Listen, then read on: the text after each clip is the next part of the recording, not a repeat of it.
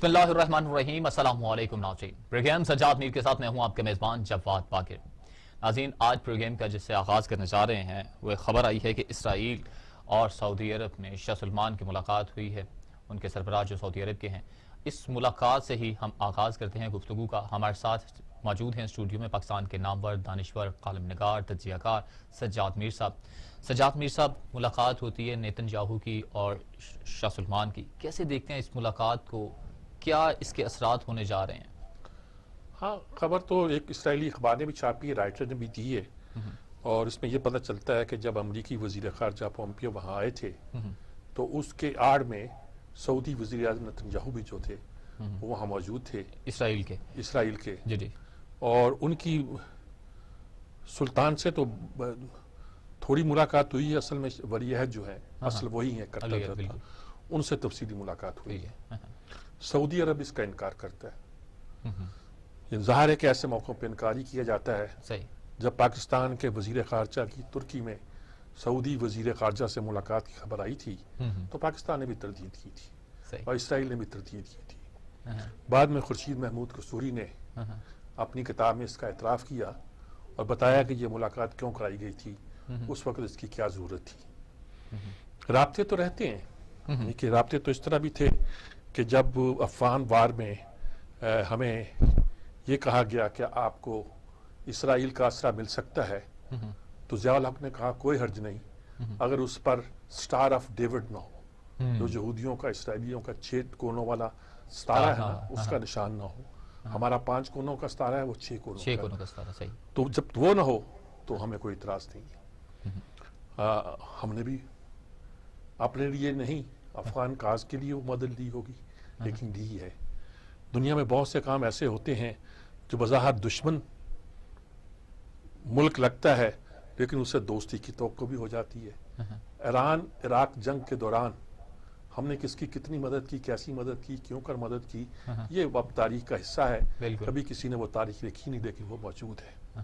ہمارا البتہ لوگ پوچھتے ہیں کہ اس کا اثر اس خطے پہ کیا پڑے گا، بالکل پاکستان کا موقف کیا ہوگا، پاکستان کی صورتحال کیا ہوگی۔ ایک تو میں بیان کر چکا ہوں، خیر شروع میں سے سٹینڈ یہی تھا دنیا کا کہ ہم اسرائیل کو تسلیم نہیں کرتے اور مسلمان کبھی تسلیم نہیں کریں گے۔ پاکستان نے کہا تھا، لیاقت علی خان نے، کہ اگر اس کو عرب ممالک بھی تسلیم کر لیں تو ہم تسلیم نہیں کریں گے۔ اس بات کی نعرہ کہہ لیں یا کہہ لیں یہ حقیقت تھی۔ اس کے بعد یہ وقت بھی آیا کہ جب شاہ عبداللہ نے، جب شہزادہ عبداللہ تھے، پرنس عبداللہ، ایک فارمولہ پیش کیا کہ فلسطین 2 علاقوں کو مان لے، 2 اسٹیٹس مان لے، اپنی تجاوزات وہاں سے ہٹا لے اور ایک یروشلم کو وہ مشترکہ شہر قرار دے دے تو ہم اسرائیل کو تسلیم کر لیں گے۔ یہ عرب ممالک کی طرف سے پہلا بیان تھا۔ اس زمانے میں ہمارا سٹینڈ یہ تھا کہ ہماری پالیسی وہی ہے جو اسرائیل کی، جو سعودی عرب کی، ہم اس کو فالو کریں گے۔ اب نہ سعودی عرب میں ویسے حکمران رہے، ان کا نقطہ نظر ڈیفرنٹ ہے، نہ ہمارے تعلقات کی وہ نوعیت رہی، لیکن اس میں کوئی شک نہیں ہے کہ عالم عرب میں ہی نہیں، عالم اسلام میں بھی سعودی عرب کا ایک وقار، ایک احترام موجود ہے۔ یہ اگر کوئی قائم ہو رہی ہے دوستی تو کیوں ہو رہی ہے؟ یہ بڑی اندونا کہانی ہے۔ کہا جاتا ہے کہ یہ ایران کے خلاف اتحاد کی علامت ہے۔ وہی عرب و عجم کی پرانی لڑائی، وہی پرانا قصہ شیعہ سنی کا مسئلہ جو آپ پیدا کر دیا انہوں نے، کیا اس کے پیچھے وہ ہوگا یا کچھ اور بھی ہے؟ ٹرمپ جاتے جاتے کچھ کہانی تو نہیں ڈالنا چاہتا، کوئی کھیل تو نہیں کھیلنا چاہتا کہ سچ مچ وہ ایران پہ حملہ کرنے کے لیے فضا تو ہوا نہیں کر رہا؟ اور اگر اب سعودی عرب نے اس کو تسلیم کرنا ہے تو وہ تسلیم کیوں نہیں کرتا؟ وہ اپنے ساتھ خاتم حرمین شریفین لکھتے ہیں، ابھی چند سال پہلے لکھنا شروع کیا تھا۔ جو عثمانی خلفاء تھے وہ پہلے تو خلیفہ کہلاتے نہیں تھے، پھر جب انہیں خلیفہ کہنا، کیونکہ وہ جو خلافت تھی وہ گویا ترکی میں منتقل ہو گئی ہے، تو وہ اپنے آپ کو خلیفہ کہنے سے زیادہ خاتم حرمین شریفین کہتے تھے۔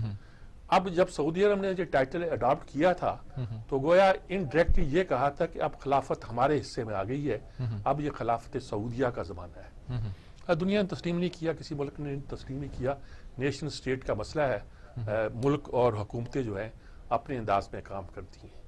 دیکھنا یہ ہے کہ پاکستان کو اس کو کیا فائدہ پہنچے گا، کیا نقصان پہنچے گا۔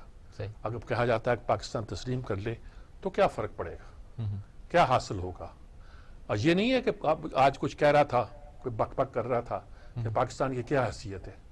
हैसियत पे उससे पूछ लीजिए इसराइल से बिल्कुल। वो क्यों इसरार करता है कि हाँ, पाकिस्तान तस्लीम करे। तस्लीम करे बिल्कुल। ये मुल्क का तस्लीम करना नहीं है। हाँ, देखिए, जो फौजी आमर भी हमारे यहाँ आए हैं उनको हमेशा लेजिटिमेसी का सवाल होता था।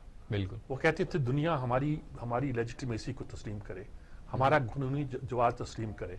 इसमें कभी हम अफगानिस्तान में जंग लड़ते हैं, कभी कुछ करते हैं, कभी कुछ करते हैं। हमारे साथ टेलीफोन लाइन पर मौजूद है मोहम्मद मेहदी साहब। बहुत अच्छा, उनसे बात करते, हम कुछ करते रहे हैं। तो आपके ख्याल में इसराइल को अपनी लेजिटिमेसी का सवाल नहीं होगा?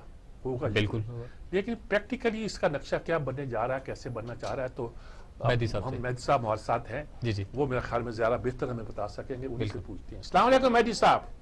वालेकुम अस्सलाम मीर साहब। अच्छा जनाब, ये खबर आई है कि इसराइल और सऊदी अरब की मुलाकात हुई है, तो ज़ाहिर है इस मुलाकात की तरदीद की जाती है।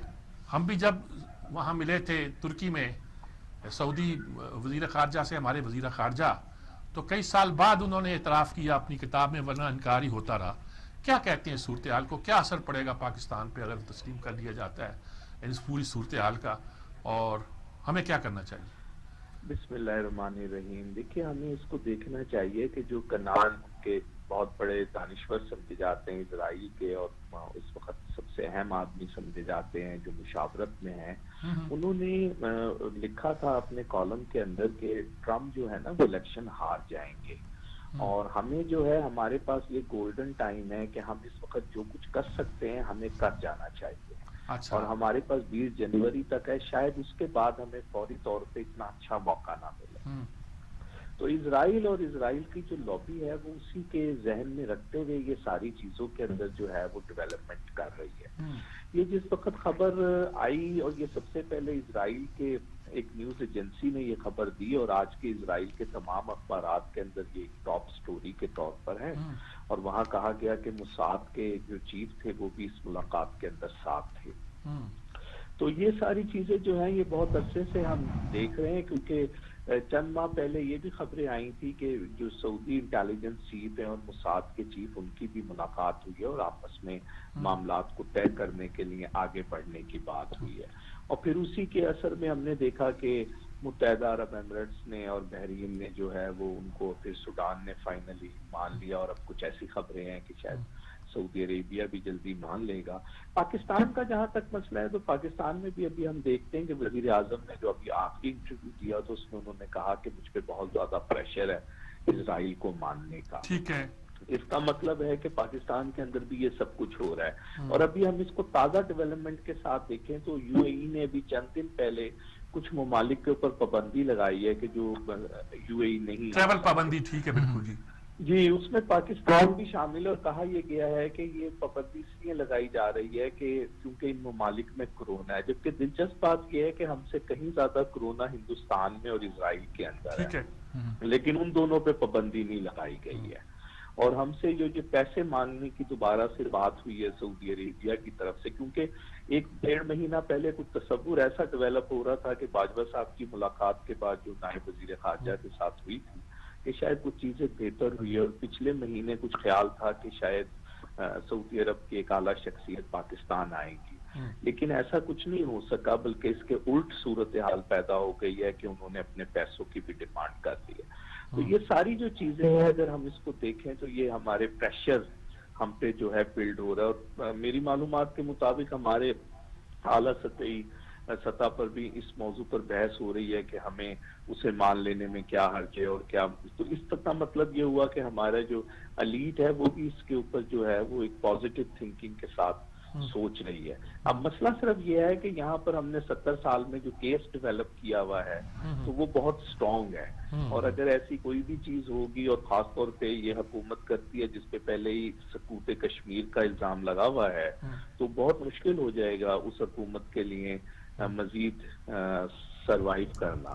तो अब ये वो रुकावटें हैं जो आने वाले वक्त में इसको कैसे हैंडल किया जाएगा और क्या कुछ किया जाएगा। लेकिन इसमें कोई शक नहीं है कि पाकिस्तान उन ममालिक में शामिल है जिसको ये कोशिश की जा रही है کہ پاکستان اس بات کو مان لے. جہاں تک مان لینے کے بعد کوئی پاکستان کے اندر کوئی بہت بڑی تبدیلی جوہری آ جائے گی یا یہاں پہ کوئی بہت اچھے حالات ہو جائیں گے, میرا خیال ہے کہ ایسا کچھ نہیں ہونے جائے گا, کیونکہ پاکستان خطے کے ایک ایسا ملک ہے جو بہت امپورٹنٹ ہے, اور انڈیا کے ساتھ ایک اس کا مسئلہ ہے جو بہرحال بدستور رہے گا. چین جو ہے وہ پچھلے 2 دہائیوں سے بڑی تیزی سے آگے بڑھ رہا ہے, اور پاکستان ایک کوشش کر رہا ہے کہ وہ چین کے ساتھ بھی مل کے جو امریکہ کو پسند نہیں آ رہا ہے. افغانستان سے ہم جب سے سوویت فوجیں آئی ہیں تو افغانستان کی آنکھ سے بھی پاکستان کو دیکھا جاتا ہے. تو شاید کوئی بہت زیادہ ہمیں فائدہ معاشی طور پر یا کسی اور حوالے سے تو نہیں ہونے جا رہا, لیکن بہرحال جس طرح ہم پہ مختلف حوالوں سے پریشر لگتا رہا اور ہم مختلف معاہدوں کا حصہ بنتے رہے, اس کا پاکستان کو فائدہ ہوا یا نہیں ہوا, لیکن ہم نے بہرحال اس وقت کے حالات کے مطابق جو فیصلہ تھا وہ کر دیا, اور بعد میں کیوں نہ ہمیں پھر لینے کے دینے پڑ گئے. تو یہ ساری صورتحال ہے اس سارے معاملے کے اندر. آپ کا خیال ہے کہ پاکستان کو کوئی فائدہ نہیں ہوگا اس سے, اور نہ تسلیم کریں تو کوئی نقصان بھی نہیں ہوگا؟ میرا نہیں خیال کہ کوئی نقصان ہوگا, کیونکہ ہم نے یہ دیکھا ہے کہ جن ملکوں نے ابھی تک نہیں بھی کیا, یا ایران جیسا ملک بھی ہے جس نے پہلے تسلیم کر لیا تھا, پھر خمینی صاحب کے انقلاب کے بعد وہ واپس ہو گیا, تو ان کو کیا ایسا کوئی بہت بڑا فرق پڑا جس کی وجہ سے جو ہے اس کو تسلیم کرنا یا نہ کرنا. لیکن صورتحال یہ ہے کہ اگر عرب ممالک میں سارے ہی ملک جو ہے وہ تسلیم کر لیتے ہیں تو کیا پھر کوئی حیثیت بچے گی کہ پاکستان نہ تسلیم کرے, کیونکہ آج والے دن تک ترکی نے اسے تسلیم کیا ہوا ہے, اور ترکی کی بہت بڑی تجارت جو ہے وہ اسرائیل کے ساتھ ہو رہی ہے, اور مصر اور اردن پہلے ہی اس کو تسلیم کر چکے ہیں, اور اگر سعودی عربیہ بھی اسے تسلیم کر لیتا ہے تو پھر اس کے بعد ہمارے پاس کیا بنیادیں رہ جائیں گی جس کی بنیاد پر ہم اسے تسلیم نہیں کریں گے. تو یہ ایک اہم سوال ہوگا. بالکل ٹھیک بات کہی آپ نے, بہت شکریہ آپ کا مہدی صاحب, آپ نے بہت تفصیل سے یہی باتیں جو ہم کر رہے تھے ان کو اور بھی دلائل کے ساتھ انہوں نے انڈورس کیا ہے, اور یہی صورتحال ہے جسے ہم 2-4 ہیں. فلسطین کا مسئلہ اور کشمیر کا مسئلہ اس وقت سے ہے جس وقت سے علامہ اقبال کے زمانے سے ہے, یہ سن 30 سے شروع ہوئے ہیں, ابھی تک چلتے جا رہے ہیں. 30 سے میں یہ اس لیے کہہ رہا ہوں کہ سب کانٹیننٹ میں اس کا تذکرہ بہت تھا, ورنہ یہ مسئلہ خاص طور پہ فلسطین کا اس سے بھی پہلے بالفور اس سے پہلے ہوا تھا. لیکن یہ ہے کہ 48 سے پاکستان بننے کے فوراً بعد اسرائیل قائم کر دیا گیا, اور اس کے جو نتائج ہیں وہ بہرحال پوری دنیا بھگت رہی ہے اور بھگتے رہے گی. اسرائیل کو اپنی لیجٹیمیسی کا سوال ہے, وہ چاہتا ہے کہ ملک تسلیم کر لیں, خاص طور پر پاکستان کے بارے میں اس کا ایک پریشر بھی ہے, دباؤ بھی ہے, خواہش بھی ہے, اور پاکستان کے حکمران ڈاما ڈول بھی ہوتے ہیں تسلیم کر لیے جائے کر لیں, لیکن یہ تسلیم کریں گے تو حاصل کچھ نہیں کر پائیں گے. ان کو یہ کام بھی نہیں آتا, یہ بھی نہیں آتا تسلیم کر کے قیمتی وصول کر, وہ بھی وصول کرنی نہیں آتی ان کو. تو اب یہی بات ہے کہ ہم صرف اپنے حکمرانوں کی طرف دیکھتے ہیں. ہماری رائے جو ہے وہ حکمرانوں کی رائے بن گئی ہے, مسلمان امہ کی رائے بادشاہوں کی, آمروں کی, اور ان لوگوں کی رائے بن گئی ہے جن کے پاس اقتدار ہے. اور عوام, اگرچہ ہم جمہوریہ ہیں, اسلامی جمہوریہ ہیں, عوام کی رائے کا اس میں کوئی دخل نہیں ہوگا. جو دخل ہوگا حکمرانوں کا ہوگا, اور حکمران کیا ملا ہمیں؟ دیکھا جائے تو ہمیں یہ دوستیوں, وہ پیسے واپس مانگ رہے ہیں. اچھا وہ کیوں کر رہے ہیں, یہ مہدی صاحب سوال پوچھا کرنا مجھے ذہن سے نکل گیا. صاف بات ہے کہ ایران کی دشمنی ہے, یعنی اس وقت ان کے سامنے رکھی گئی ہے. ایران کی دشمنی کا کیا مطلب ان کے ساتھ؟ عرب و عجم کی لڑائی ہے, شیعہ سنی کی لڑائی ہے, کیا لڑائی ہے؟ مسلمان اس طرح بٹ پٹ کے یہاں تک پہنچے, اور ترکی سے یہ الگ خفا ہوتے ہیں کہ خلافت ان کے پاس تھی, ہم نے ان سے بغاوت کی, آزادی حاصل کی, اس کو چین کے لیے گویا اب ہم ہیں خادم حرمین شریف ہیں. لیکن بہرحال سعودی عرب ایک بڑا ملک ہے, بڑا ملک اس لحاظ سے کہ مسلم امہ میں اسے ایک مرکزی حیثیت حاصل ہے, اور اس حیثیت میں ہمارے ہاں ان کا بہت احترام بھی ہے, اور پاکستان کے ساتھ ان کے احسانات بھی ہیں, ہمارے بھی کم نہیں ہیں. اللہ کرے کہ حالات جو ہیں بہتر صورت میں. صحیح ہے. اگلی اسٹوری کی جانب بڑھنا, پی ڈی ایم کے جلسے ہوئے ہیں, اوپر سے کرونا وائرس ہے, ٹھیک ہے. اس میں ایک تو کرونا وائرس کے ساتھ ساتھ ایک اور چیز ہے جس میں مولانا صاحب نے بڑا سخت بیان دیا. انہوں نے کہا کہ اعلان جنگ کر دیا ہے, اب اس سے پیچھے ہٹنا ہے وہ گناہ کبیرہ ہے. کیا دیکھتے ہیں کہ وہ اس چیز سے پیچھے نہیں ہٹیں گے تو پھر یعنی کہ ڈائیلاگ کے جو دروازے ہیں وہ بند ہیں, یا صرف یہ ظاہری بیان تھا؟ دیکھیں بات یہ ہے کہ میں بھی اس حکومت کے بارے میں بہت تحفظات رکھتا ہوں اور چھپاتا نہیں, لیکن یہ کہنا کہ یہ اعلان جنگ ہے اس کا مطلب ہے کہ اعلان جہاد ہے, اور اس سے پیچھے ہٹنا جو ہے یہ کفر ہے. یہی کہا انہوں نے, یہ تو اسی معنوں میں کہا کہ جیسے آپ جہاد کر رہے ہیں. اس سے جو چیز پتہ چلتی ہے وہ یہ ہے کہ پاکستان میں یہ حیثیت ایسے بنا دی گئی ہے جیسے کفر اور اسلام کی لڑائی ہے، یا ایسے بنا دی کہ ڈیوائڈ کر دی گئی ہے کہ ایک طرف تو باطل کی فوجیں ہیں، ایک طرف حق کی فوج ہے. اس نہج پہ پہنچ گئی ہے یہ لڑائی اس طرف. دوسری طرف سے حکومت یہ کہتی ہوگی کہ وہ باطل ہیں، وہ کفر ہیں، ہم حق پر ہیں. وہ یہی کہتی ہے کرپٹ لوگ ہیں، لٹیرے ہیں. اچھا، حکومت کو بھی کوئی بات سمجھ نہیں آتی، وہ بھی اپنے جو معاملات ہیں اس سے بیلنس نہیں رکھ پا رہی. کوئی طریقہ یہ ہے کہ اگر ہم کہتے ہیں کہ کورونا کے مسئلے پہ بات چیت کی جائے، کہتے ہیں کون بات کرے گا؟ حکومت کی طرف سے اسد عمر کو بھیج دیں گے، فواد چودھری کو بھیج دیں گے، جس کو بھی بھیجیں گے اس کا حکومت کو، اپوزیشن کو ان پہ اعتبار نہیں ہے. وہ کہتے ہیں یہ تو ان کے سامنے کی چیزیں ہیں، فیصلہ تو کرنا ہوتا ہے عمران نے کرنا ہوتا ہے. عمران خود مذاکرات کے لیے تیار نہیں ہے. یہ وہ صورتحال ہے جو تشویش. وہ کہتے ہیں کہ وہ تو سر کہتے ہیں NRO کے علاوہ ہر موضوع پہ بات کرنے کے لیے تیار ہے. یہ جو فارن کنٹریز کے ساتھ تعلقات ہے، یہ بھی صرف آپ ہی ڈرائیو کریں گے تو گاڑی چلے گی، آپ ہی ان کے جہاز سے بیٹھیں گے تو وہ جہاز چھینیں گے. دیکھیں بہت سارے معاملات ہیں جس پہ آپ کو ایک ٹیم بلڈ کرنی پڑتی ہے، اس پر ٹرسٹ کرنا پڑتا ہے. وہ اگر ٹرسٹ موجود نہیں ہوتا تو صورتحال پیدا ہوتی ہے. خیر یہ تو ابھی میں نے یک طرفہ بیان کر رہا ہوں. اپوزیشن کہتی ہے اب جو کفر ہے، وہ بھی ماننے کو تیار نہیں ہے. بالکل. وہ کہتے ہیں کہ ہم ان کی چھٹی ہونے والی ہے. ہم سوچتے ہیں کیسے چھٹی ہونے والی ہے، بتا دو طریقہ تو بتاؤ. اور وہ ہو سکتا ہے کہ کوئی طریقہ ہو ان کے پاس، چھٹی ہو سکتی ہو. وہ کہتے ہیں کہ جناب جنوری میں یہ سارے بڑے کوئی آئینی طریقہ بتاؤ. اچھا چپ کر جاتے ہیں. حالانکہ جواب اس کا ہے، جواب اس کا یہ ہے کہ غیر آئینی حمایت ان کی بند کر دی جائے، وہ درام سے گر جائیں گے. ایک سیدھی آئینی طریقہ ہے کہ غیر آئینی حمایت ان کی بند کر دی جائے، وہ درام سے گر جائیں گے. صحیح. اب یہ ثابت کرنا کہ غیر آئینی حمایت ہو رہی ہے یہ کوئی آسان کام تھوڑا ہے. بالکل. بڑی چپتی ویسے بات کی اپنے بڑے آسان سے الفاظ میں. بڑی سیدھی بات ہے اس کی. یہ لوگ جب اس طرح کی بات کرتے ہیں تو ان کو اندازہ ہونا چاہیے کہ ہم کس مشکل حالات میں سے گزر رہے ہیں. اس وقت کورونا ہے، عمران کے منہ سے اب نکلا کہ ٹوٹل لاک ڈاؤن کر دوں گا. یعنی یہ مسئلہ یہ ہے کہ یہاں تک بھی آپ بات تو کرو نا یار. اچھا، یہ پی ڈی ایم کے جلسوں پہ بات ہو رہی ہے. ہمارے ساتھ ٹیلی فون لائن پر موجود ہیں افتخار احمد صاحب. افتخار احمد صاحب جی السلام علیکم. افتخار احمد صاحب. السلام علیکم سر، کیسے ہیں آپ؟ بھائی کیسے ہو آپ؟ ٹھیک ہو؟ خیریت سے ہیں؟ دعا سر. اچھا یار، یہ جلسے ہو رہے ہیں نا پی ڈی ایم کے، اور کورونا پھیل رہا ہے. حکومت اب ذرا اور تلبلائی ہوئی لگتی ہے. لوگوں کو اعتبار ہی نہیں اس پر کہ یہ جو کہہ رہا ہے ٹھیک کہہ رہا ہے. دوسری طرف لوگ کہتے ہیں کہ جی اپوزیشن والوں کو ختم کرنا چاہیے جب تک کورونا ہے، حالات ٹھیک نہیں ہے، روز بڑھتے جا رہے ہیں. کیسے ہم، آپ اور ہم کیا کہاں کھڑے ہیں، کیا کریں ہم؟ پہلی تو ہم بات کر لیں جلسوں کی. ایک جلسے میں کتنے لاکھ لوگ آئے ہوں گے کبھی بھی ایک وقت پہ؟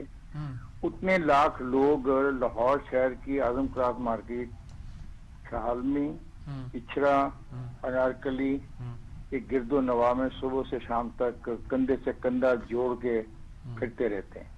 اس کا تو جواب میں آپ کو یہ دے رہا ہوں. پرسوں ایک جنازہ تھا، اس میں تو اس میں خوا چل رہا تھا. جی ہاں بالکل. تو یہ دو تو ایک مثال میں نے دی، ایک آپ نے دی. یہ تو جواب ہو گیا ان کا جو پولیٹیکل بات کر رہے ہیں. اب آئیں ذرا حقیقت کی طرف. اگر عمران خان کو یقین ہو گیا کہ کورونا کوئی بیماری ہے اور پاکستان میں ہے، کیونکہ اس نے تو کہا تھا نا کہ دنیا نے تعریف کی کیسے ہینڈل کیا، کیا ہوا کیا نہیں ہوا. اب اس کو سنجیدگی سے یہ کہنا چاہیے. میں بالکل اس بات سے اتفاق کرتا ہوں کہ ہمیں اقتصادی طور پہ نقصان نہیں اٹھانا، لیکن ہم یہ کر سکتے ہیں کہ جہاں پہ 6000 افراد ایک شفٹ میں کام کر رہے ہیں، ہم ان کو 3000 افراد پہ مشتمل شفٹ چلا سکتے ہیں اور ڈسٹنس پیدا کر سکتے ہیں. ایک تو میں نے ڈسٹنس پیدا کر دیا، ایک میں نے آپ کے اقتصادی پہیے کو بھی چلنے دیا، اور پھر میں نے ان کو صرف ایک ماسک بنا دیا، اور جب وہ اپنی جگہ سے باہر نکلے ورکنگ پلیس سے ان کو سینیٹائزر سے ان کے ہاتھ دلوا دیے. تو وہ جو 3 انٹرنیشنل ریکوائرمنٹس ہیں مجھے اس سے بچنے کی، وہ آپ کے لیے میں نے بنا دی. ٹھیک ہے. اگر یہ نہیں کر سکتا تو پھر اس کو گھر جانا چاہیے. جو 34 سیٹ کی بس ہے اس پہ 17 لوگ سفر کریں گے. ٹرانسپورٹر یہ ڈرامہ نہیں کرے گا کہ 17 سفر کرنے کی وجہ سے مجھے نقصان ہو. نہیں، اس ٹرانسپورٹر کو اس ملک سے کمائے ہوئے پیسے کو ری پے کرنا ہوگا اس ملک کی خاطر. کسی بھی سرمایہ دار کو یہ بات نہیں کہنی ہوگی کہ میرا یہ بند نہیں ہوگا جہاں سے میں مال بیچتا ہوں، میرا شاپنگ مال بند کیا جائے گا. اگر وہ وائلیٹ کرے گا SOPs کو. وہاں بھی ایک ٹائم میں ایک حد تک کے لوگوں کو انٹرنس کی اجازت ہوگی نہیں ہوگی. Let us behave like a state. آؤ اس کو ایک ریاست کے طور پہ چلائیں اور آؤ اپوزیشن کو کانفیڈنس میں لیں اور کراس کی. یہ جو بلیک میلنگ ہے نا, دہاڑی داروں کا کیا بنے گا, دہاڑی داروں کا کیا بنے گا, یہ سب اسٹوپڈ ڈرامہ ہوتا ہے. کون سے دہاڑی دار؟ وہ لائنیں لگا دیں عورتوں کی کہ ان کو پیسے دینے کے لیے 3 مہینے کے اکٹھے. اس وقت میں چیخا تھا کہ ان میں سے عورتوں نے ماسک نہیں پہنا ہوا, کیوں آپ ان کو پیسے دے رہے ہو جب یہ ماسک پہن کے نہیں آ رہی ہیں؟ کہ نہیں, ہم تو غربت کو تباہی, ہم تو لوگوں کو تباہی کے کنارے سے بچانا چاہتے ہیں. کیا ڈرامہ تھا وہ سارا؟ کدھر گئے وہ پیسے, کدھر گئے وہ دہاڑی دار؟ ان دہاڑی داروں کو کیا ملا؟ میں اس بحث میں نہیں جانا چاہتا. I support the prime minister Imran Khan. اگر وہ مجھے سپورٹ کرتا ہے, اگر وہ اس قوم کو قوم کے طور پر ٹریٹ کرنا چاہتا ہے, ان کے غلام کے طور پر ٹریٹ نہیں کرنا چاہتا, تو اس کو فیصلے کرنے ہوں گے بڑے کہ جہاں 5,000 آدمی کام کر رہا ہے وہاں پہ 2,500 ایک شفٹ میں جائے گا, 2,500 ایک شفٹ میں جائے گا. اور یہی دفاتر میں ہوگا.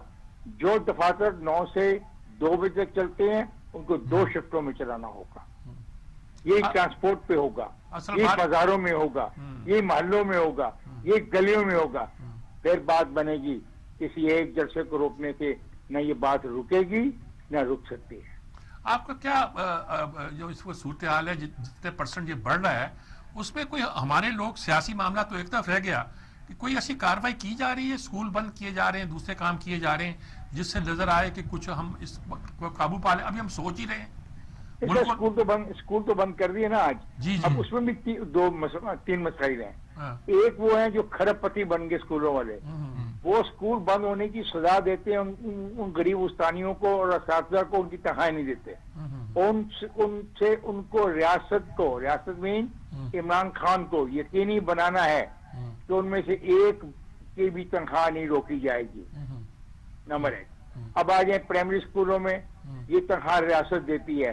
ریاست پہلے 2 مہینے, یہ واحد ادارہ تعلیمی ایجوکیشن کا ڈپارٹمنٹ جہاں پہ 2 مہینے کی چھٹیاں ویسے گرمیوں کی ہوتی ہیں, سو یہاں پہ ڈسٹربنس نہیں ہوگی. پھر ایک چھوٹے لوگ ہیں جن کے اسکول ہیں, جو چھوٹے محلوں میں گلیوں میں اسکول ہے, ان کا ایک پرابلم آئے گا اور وہ آ رہا. مجھے نظر آتا ہے اگر میری بات پہ کام کیا جائے تو ان کی استانیوں اور اساتذہ کو تنخواہ کیسے ملے گی. اس کے لیے ریاست کو کل صبح سے کام کرنا چاہیے, دیکھنا چاہیے نقصان کتنا ہے اور کس طرح اکوموڈیٹ کرنا ہے, ان کو کیسے کمپنسیٹ کرنا. بالکل درست بات ہے آپ کی. نظام کے لیے بیٹھ کے بات کریں, ڈائیلاگ کریں, آپس میں تو کر لیں. یہ اگر 370 کا جہاز چل رہا ہے تو 370 مسافر نہیں سفر کریں گے. ٹھیک ہے, کیا ہو جائے گا اگر 1-2 مہینے ہم اس میں نہیں رہ سکتے. We can fight it back better than everyone in real sense. لیکن جناب یہاں پہ تو صرف مذاق کیا جا رہا ہے, بھج اڑائی جا رہی ہے. اور ابھی میں نے ایک کا ٹکٹ چلتے دیکھا, اس کو آج یاد آیا کل جلسہ پشاور میں ہوا تھا, وہ کہتا بڑا بھائی آج جلسہ تھا, آج یاد آیا اس کو, آج ابھی تھوڑی دیر پہلے. ایسے نہیں بات بنتی میرے استاد محترم. ہم کو بطور پاکستانی, بطور انسان, اور ہمیں لوگوں کو یہ وارن کر دینا چاہیے اگر ماسک نہیں پہنو گے, ہاتھ نہیں دو گے تو مرنے والوں میں سے شامل ہوگے. ٹھیک بات, بالکل ٹھیک. افتخار صاحب آپ نے بہت درست بات کی. میں بھی یہی بات کر رہا تھا اور آپ کی باتوں کو انڈورس کرتا ہوں. اللہ آپ کو جزا دے اور اللہ پاکستان کو محفوظ رکھے ہر قسم کی تباہی سے, ہر قسم کی بربادی سے. ہمارے حکمرانوں کو بھی اللہ عقل دے, اور اگر کچھ عقل ہمیں بھی کمی ہے ہمارے اندر تو ہمیں بھی عقل دے. لیکن بہرحال معاملہ ایسا ہے کہ تشویشناک ہے. جی مزید اس پر گفتگو کریں گے. جو حکومت کی طرف سے اب لایا عمل اختیار کیا جا رہا ہے کورونا کے حوالے سے, 26 نومبر کو جو اسکول بند کیے جا رہے ہیں, تعلیمی ادارے بند کیے جا رہے ہیں 11 جنوری تک, اس میں موسم سرما کی بھی چھٹیاں ہیں, اس پر مزید گفتگو کریں گے. اور ایک آن لائن اسٹڈی کے حوالے سے بھی, جبکہ سعید غنی جو ہیں ان کو بھی کچھ تحفظات ہیں اس فیصلے سے. انہوں نے کہا کہ ایک دن بے شک بچے اسکول بلائے جائیں, تو دوسری جانب انہوں نے کہا ہے کہ اب پروموشن جو ہے نیکسٹ کلاس میں ایسے نہیں دی جائے گی, بلکہ پراپر ایک طریقے سے دی جائے گی نصاب پر, یعنی کہ امتحان وغیرہ ہوں گے اس پر, اس کے بغیر ہم نہیں دیں گے. صوبے میں بغیر امتحان کے وہ پروموٹ نہیں کرنے جا رہے. اسی پر گفتگو کریں گے. ایک بریک کے بعد ہمارے ساتھ رہیے.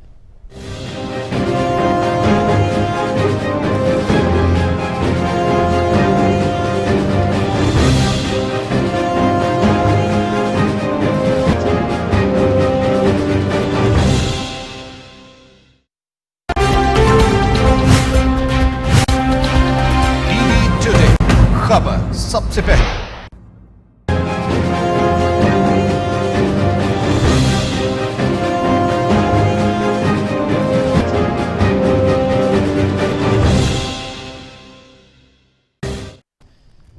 Welcome back.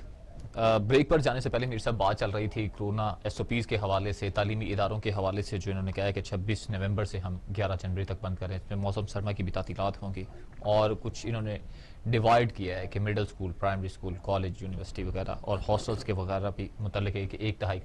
कैसे देख रहे हैं इसको? पहले तो निज़ाम इस चीज़ असल में ये पूरी दुनिया के लिए एक मसला है, मसला बिल्कुल ठीक है। हमारे लिए नहीं है। अमेरिका की यूनिवर्सिटियों में बहुत सी चीज़ें जो हैं, बहुत से कोर्सेज जो थे ऑनलाइन कर दिए थे, ठीक है। और ट्रंप साहब ने कह दिया कि जिन बाहर के मुल्कों के लोग जो ऑनलाइन अब पढ़ रहे हैं, जो यूनिवर्सिटियाँ ऑनलाइन पढ़ रही हैं, उन्हें हम वापस भेज देंगे, उनका वीज़ा कैंसिल कर देंगे। उनको शौक होता है वीज़ा ख़त्म करने का, इमिग्रेशन के खिलाफ करने का। यूनिवर्सिटियों ने केस कर दिया, बड़ी यूनिवर्सिटियों ने कहा कि ये थोड़ा है, जब ऑनलाइन करते हैं कि आप उसको मुल्क से निकाल देंगे, वहाँ उनकी ज़रूरत पड़ सकती है, वहाँ आप चेंज कर सकते हैं, इंटरेक्शन हो सकता है, 1 to 1 कभी कभी इंटरेक्शन भी पॉसिबल होता है।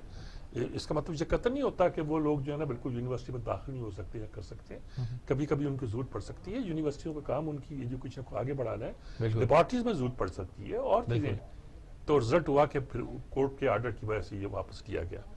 हमारे यहाँ अब यही मसला है कि जी अगर तालीम को बंद करते हैं, 3 फैक्टर हैं। अगर हम करते हैं तो ज़ाहिर है तालीम का खर्च होता है, बिल्कुल होता है। अगर नहीं करते तो तलबा की सेहत कंप्रोमाइज होती है, बच्चों की खास तौर पर।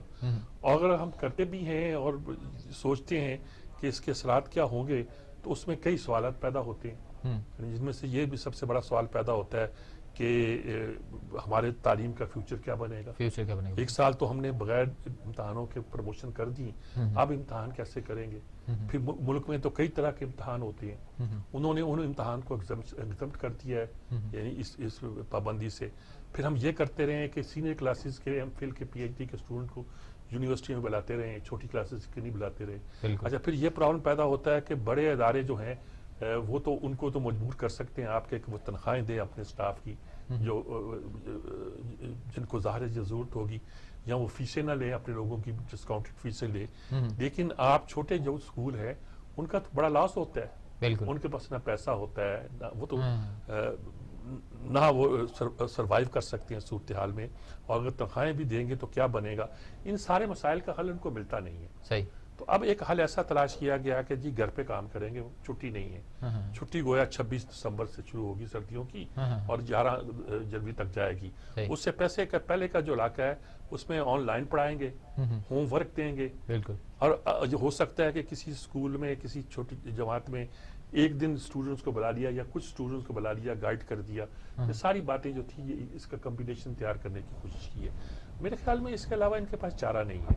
इसमें अगर वो चीखने लगते हैं छोटे निजी स्कूलों के मालकान, तो वो एक लिहाज से तो ठीक है कि उनका बहुत बड़ा लॉस हो रहा है, उनके ये वसाइल नहीं होते कि घर बैठे वो लोगों को तनख्वाहें भी दें और फीसें भी ना दें। और बड़े इदारे जो कि खा के मोटे हुए हुए हैं, और उन्हें शायद बाहर से भी एड मिल जाती है कभी कभी कुछ इदारों से, तो वो हमारे साथ टेलीफोन लाइन पर मौजूद हैं राउत जलील अहमद साहब। अच्छा, राउत जलील साहब है, माशाल्लाह, उनसे मजीद गुफ्तगू। अस्सलाम वालेकुम राउत साहब। वालेकुम सलाम सर। अच्छा, ये छुट्टियों का जो मसला हुआ है, एजुकेशन पॉलिसी आई है कि छुट्टियां कर देंगे, घर में काम लेंगे, ऑनलाइन लेंगे, बाकी कुछ लोगों को बुलाना होगा, टीचर आएंगे, कैसे आप देख रहे हैं इस पे? छोटे स्कूलों, निजी स्कूलों का क्या मसला रहेगा? बड़े स्कूल तो शायद सर्वाइव कर, कैसे आप लेंगे इसको? अस्सलाम वालेकुम, थैंक यू वेरी मच जी जी इस पर राय अपने लेने का। देखिए, एक तो बात ये बिल्कुल दुरुस्त है कि जिस तरह ये मामला और संगीनी बढ़ रही है कोविड की, उसमें ये स्टेप तो लेना था। उसकी बुनियादी वजह यह है कि तालीमी इदारों में, खुसूसन स्कूल साइड पर, आप जितनी भी कोशिश करें, अब तक का तजर्बा ये कि SOP का ख्याल रखना और ऑब्जर्व करवाना इतना आसान नहीं है। ठीक बात है।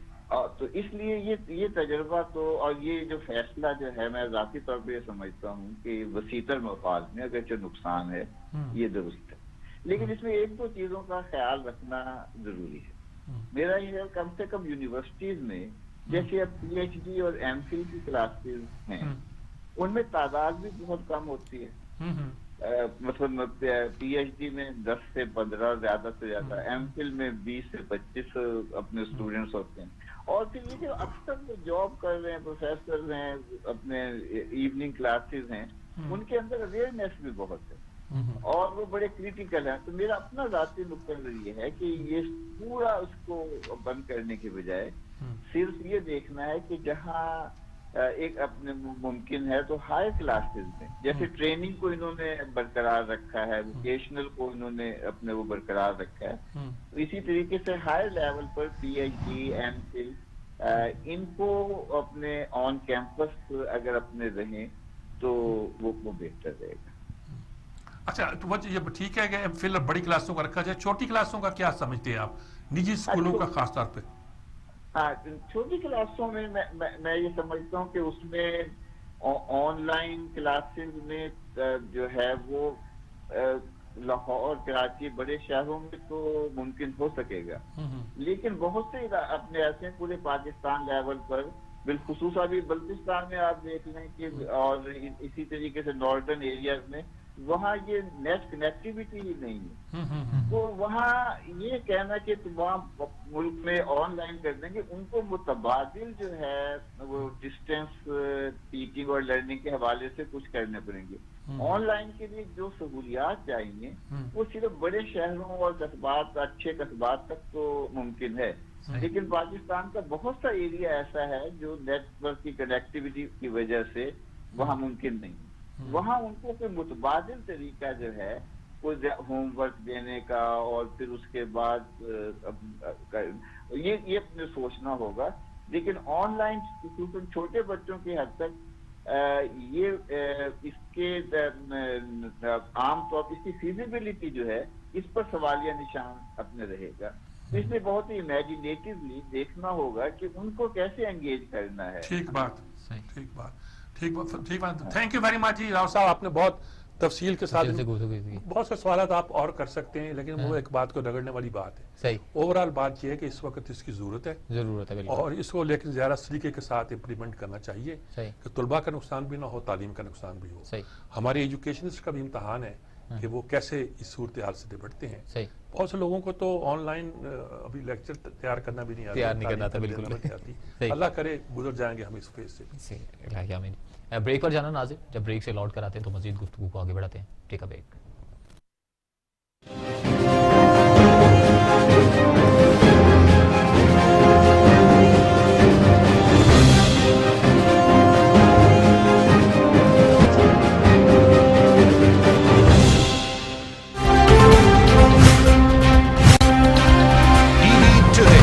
खबर सबसे पहले, ये उमंग, ये जज्बे, ये सुनहरे मुस्तकबिल के ख्वाब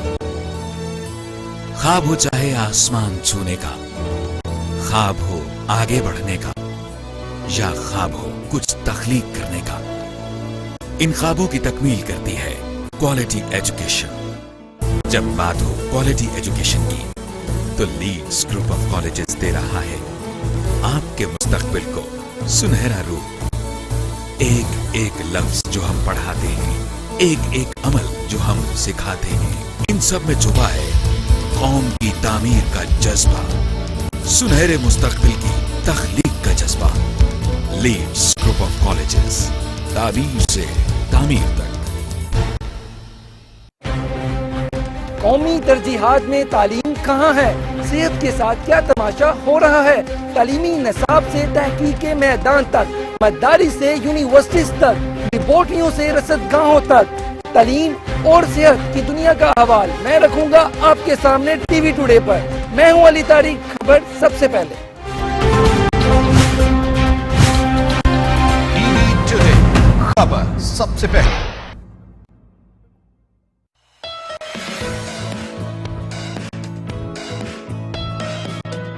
हर नई सुबह हमें जिंदगी का एहसास दिलाती है।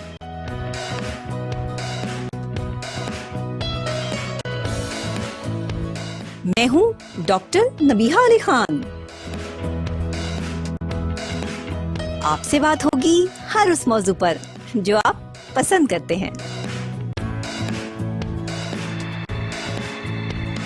घर गृहस्थी की बातें भी होंगी,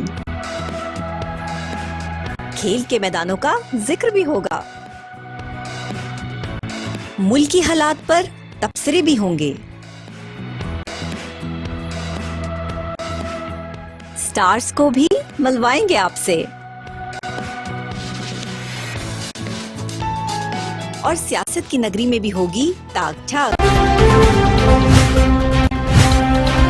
टीवी टुडे, खबर सबसे पहले।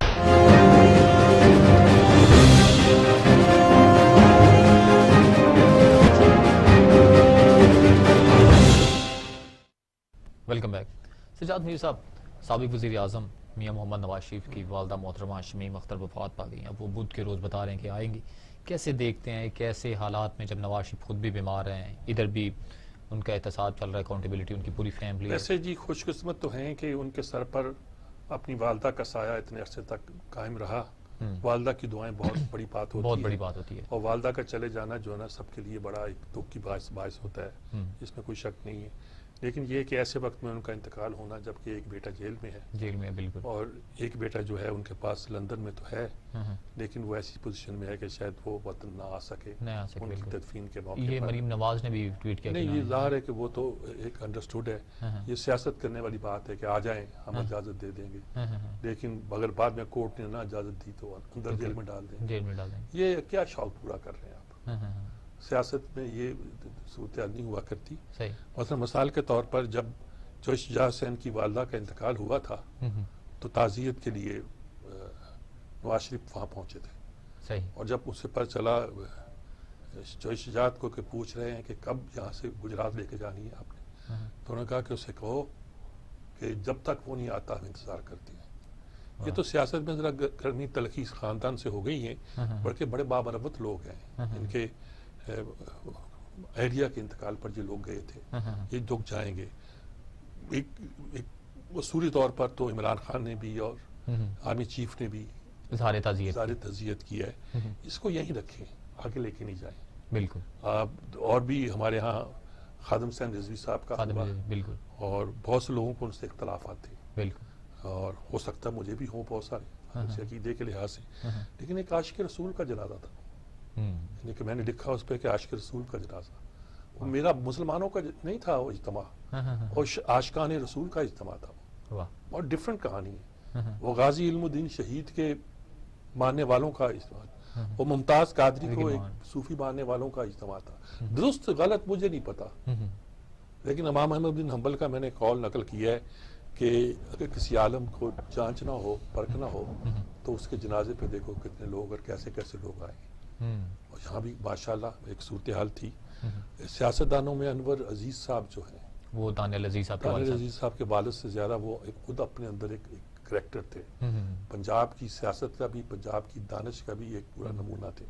मुझे सआदत नहीं मिली उनसे मिलने की, लेकिन ये है कि उनके इंतकाल की वजह से मुझे भी लगा कि हमारी ट्रेडिशन का एक बहुत बड़ा स्तून जो है वो हमसे चला गया। उनकी बैठकें, उनकी गुफ्तगुएं, उनका मिलना जुलना, वो एक कहानी है जो मैं सुना करता हूँ, बराह रास्त इस्तेफादे का मौका नहीं मिला। तो हम कई लिहाज से दही दामन हुए इन दिनों में। अल्लाह करे कि नवाज शरीफ को भी, शहबाज शरीफ को भी, जिनके सर से उनकी वालदा का साया उठ गया है, और वो अल्लाह करे कि वो भी मुश्किलात से उन दुआओं के सदके जो हो सकता है कि अभी मुअल्लक हो, आसमानों तक ना पहुंची हो, अर्श के किंगरों को भी सुनने हलाया हो, उनको भी सुकून दे और पाकिस्तान को भी सही रास्ते पे चले। इलाही आमीन। अच्छा, आखिरी बिल्कुल मुख्तसर साहब से पॉइंट ऑफ व्यू लेना चाहूँगा। तहरीक लब्बैक के खादिम हुसैन रिजवी साहब जो सरबराह थे, उनके बाद उनका बेटे को अब वो करेंगे, ऑन करेंगे तहरीक लब्बैक। कैपेबिलिटी देख रहे हैं आप अभी? मैं कैपेबिलिटी तो होती है सब में, लेकिन मैं अंदाज़ा नहीं वो क्या है। नूरानी मियाँ का जब इंतकाल हुआ था तो अनस पहले आए, फिर अब दूसरे हैं, क्या नाम है उनका, नूरानी साहब के जो दो साहबजादे हैं वो कर रहे हैं, तो उनमें वो कैपेसिटी नज़र नहीं आई जो नूरानी साहब में थी। नूरानी में थे। कैपेसिटी सिर्फ इल्म और सलाहियतों की नहीं होती, कैपेसिटी इस बात की होती है लोग कितना कबूल करते हैं। तो ये धीमे मजाज के आदमी क्या कहा जाता है मुझे पता नहीं, और अगर ये वो टेम्पो ना बरकरार रख सके तो क्या तहरीक लब्बैक उसी तरह चलती रहेगी, आगे बढ़ती रहेगी, मैं कुछ नहीं कह सकता। लेकिन बहरहाल मुनासिब यही समझा गया कि उन्हीं को ये ذمہ داری سر پر یہ سونپی، پگڑی بالکل۔ رکھی گئی۔ اچھا، کلوزنگ ریمارکس مرزا صاحب۔ کلوزنگ بات تو یہی ہے جی، سعودی عرب سے لے کر اور کورونا تک ہم نے بہت سی چیزوں کا ذکر کیا ہے۔ اللہ کرے کہ ہمیں ہر قسم کی مشکلات سے خدا الہی آمین، الہی آمین۔ بہت شکریہ سجاد مرزا صاحب آپ کا۔ پروگرام کا وقت اپنے اختتام کو پہنچا، اپنے میزبان جواد باقر کو دیجیے گا اجازت، اللہ کے بعد۔